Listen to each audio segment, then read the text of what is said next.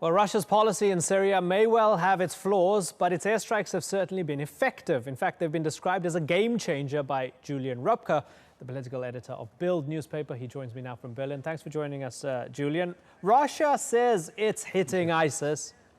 Is it lying? Well, it is mostly lying. In my opinion, yes.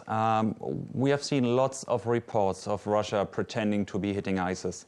And I just have the latest Russian Ministry of Defense claims saying they had an ISIS Sapper training base 12 kilometers northwest of Aleppo. And you can look at the map, you can ask the people there. There's no ISIS in the area. It's rebels fighting against ISIS and fighting against the Assad regime. So we still have many attacks attributed to be hitting ISIS, which are actually hitting those people which are the arch enemies of ISIS, as well as the Assad regime. Listening to Sergei Lavrov and others, it seems to be the case that they consider ISIS, al-Nusra, other members of Ahrar al-Sham, and all these various rebel groups, it seems as if they lump them all in the same basket and consider them all terrorists. So in that context, are they correct in saying they're hitting, according to them, the bad guys? Well, if you take the Assad definition of what is a terrorist, which is every man, woman and child opposed to this dictator, then you can say, yes, they're hitting terrorists. Assad is doing this since March 2011, saying, we have a good opposition, which is the people which still like me, which still would vote for me, and we have the bad opposition, the bad guys, which is everyone opposed to me and everyone taking up arms or not taking up arms, but not living under my control. So Russia, and especially Sergei Lavrov, took up exactly the definition the Assad regime is using for terrorists. And in this regard, you can say they had terrorists, which I think no other country, especially in Europe, would sign. So Julian, stay where you are. I'm going to come back to you in just a moment, but let's have a slightly deeper look at what Russia actually has in its arsenal. These were the glory days of Russia's military might, before the Cold War defeat left the Federation as an underdog. The US and NATO outgun Russia in almost every category, but Russia is working on its image and on getting with the times. So what does Russia have in its arsenal? Russia has a defense budget of $60 billion, a mere pittance compared to America's $560 billion. It has 845,000 ground troops. Its air force is still pretty mighty, with 1,200 tactical aircraft and 180 long-range strike aircraft. However, its Navy only has one aircraft carrier, the Kuznetsov.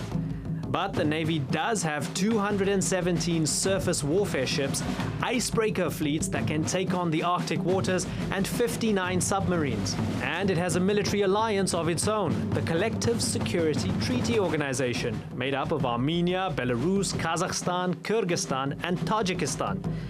But nuclear is where Russia comes into its own, with 7,700 nuclear warheads, on par with the US.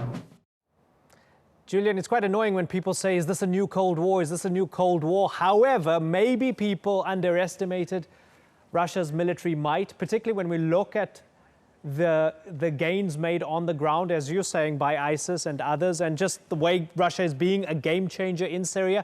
Do you believe that Russian intervention has been a lifeline for both Bashar al-Assad and ISIS? Well, there was a lot of questions.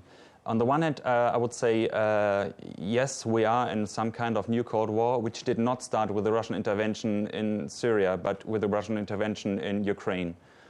We had the step, the West reacted weakly enough, so President Putin decided to have another adventure, which is now Syria. It is still a Cold War, and I hope it will stay a Cold War. But if you think that north of Aleppo right now, there are US planes bombing the ISIS front line and Russian planes bombing the rebel front line. And these two positions, towns which are bombed today, are just 12 kilometers apart. This is very, very close for Russian and US airplanes being in a distance. On the other side, where you said it's a lifeline. I would say it is a lifeline. As you said in your report before, ISIS is so far only benefiting from the Russian airstrikes. We can see this north of Aleppo, and we can see this throughout the country, where they did not lose a single square meter since the start of the Russian intervention on September 30th.